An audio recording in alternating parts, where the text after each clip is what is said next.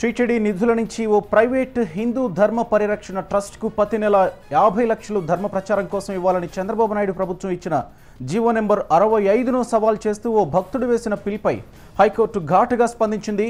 నిధులు విడుదలను నిలిపివేస్తూ స్టే ఇచ్చింది. నవీన్ కుమార్ రెడ్డి అనే వ్యక్తి ఈ పిల్ వేశారు.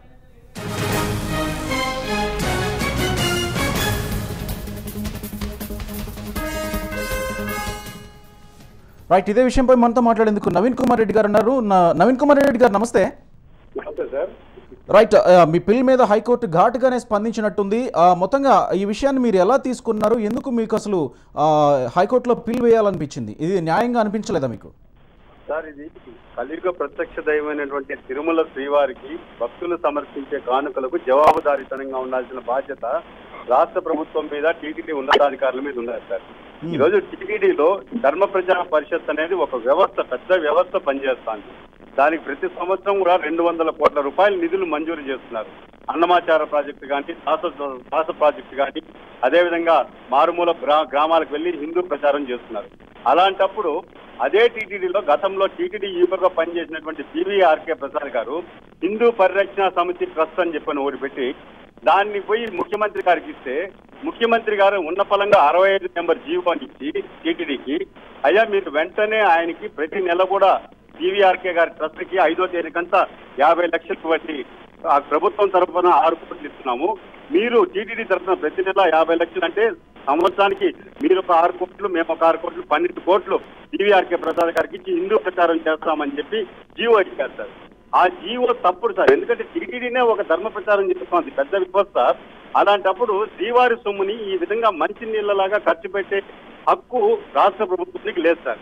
ఇట్లా ఒక సామాన్య భక్తుడిగా తిరుపతిలో పుట్టినందుకు శ్రీవారి పాదాల చెంత ఈయన టీటీడీలో వైద్య పరంగా ఎంతో మందికి సేవలు అందిస్తున్నారు, విద్యాపరంగా అందిస్తున్నారు, నిత్య అన్నదాన పథకాలు జరుగుతున్నాయి, హిందూ ధర్మ ప్రచారం జరుగుతుంది.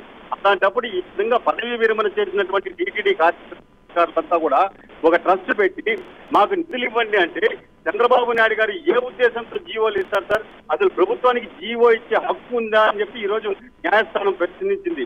మీరెవరు అసలు టీటీడీ నిధులు అడిగేదానికి మీకేం హక్కు ఉంది? మీ శ్రీవారి నిధులు నిజంగా బరి తెగించి ఖర్చు పెడతారా అని ప్రశ్నించింది సార్. కాబట్టి ఖచ్చితంగా టీటీడీ ఉన్నతాధికారులు కూడా జీవోలు వచ్చినప్పుడు 1-4 సార్లు న్యాయపరంగా ఆలోచించి ఇది ధర్మమా అధర్మమా అని ఆలోచించి తీయాల్సింది పోయి ఈరోజు రుజీలు కాపాడుకునేందుకు ఐఏఎస్ ఉన్నారు సార్ టీటీడీలో. వాళ్ళు ఐఏఎస్ లాగా పనిచేయడం ఐఆర్ఎస్ అన్నట్లు పనిచేస్తున్నారు. రాష్ట్ర ప్రభుత్వం జీవోలు ఇచ్చిందే తదొక ఇష్టానుసారంగా కోట్లాది రూపాయలు తరలించేస్తున్నారు. ఉదాహరణకి గతంలో అనకాపల్లికి సంబంధించి మూగాంబిక ఆలయానికి 5 కోట్ల రూపాయలు ఒక ఎమ్మెల్యే ముఖ్యమంత్రి చంద్రబాబు నాయుడు అడిగితే వెంటనే 10 జీవో ఇచ్చారు సార్. 5 కోట్ల రూపాయలు ఆ ఎమ్మెల్యే నియోజకవర్గానికి ముఖ్య ఆయన స్థలం కొనుక్కోవాలంట అని చెప్పి దాని మీద కూడా కోర్టు స్టే ఇచ్చారు. ఈ రోజు కూడా అదే విధంగా ధర్మ ప్రచారం కోసం సంవత్సరానికి 6 కోట్లు శ్రీవారి నిధులు ఇవ్వండి అంటే సొమ్ము వెంకన్నది సోపు చంద్రబాబు నాయుడు గారు దానికి ఇది ధర్మమా అండి? అసలు శ్రీవారి సొమ్ము అనేది ఎంతో మంది భక్తులు స్వామివారి కోరికలు తీర్చినందుకు నడిచొచ్చి మొక్కులు తీసుకుంటారండి, ముడుపులు కట్టి. పరమ పవిత్రమైనటువంటి శ్రీవారి సొమ్ము. అలాంటి శ్రీవారి సొమ్ముకి ఈ వారి మంచి నీళ్ళలాగా బూడిదలు పన్నీలాగా అయిన దానికి కాని దానికి ప్రభుత్వ కథనం ఏంటండి? ఈ రోజు మేము అడగడం కాదు, ఒక భక్తుడిగా నేను పిల్లేశాను. ఈ రోజు ధర్మస్థాయి న్యాయమూర్తులు అడిగారు అసలు మీకు హక్కు ఉందండి.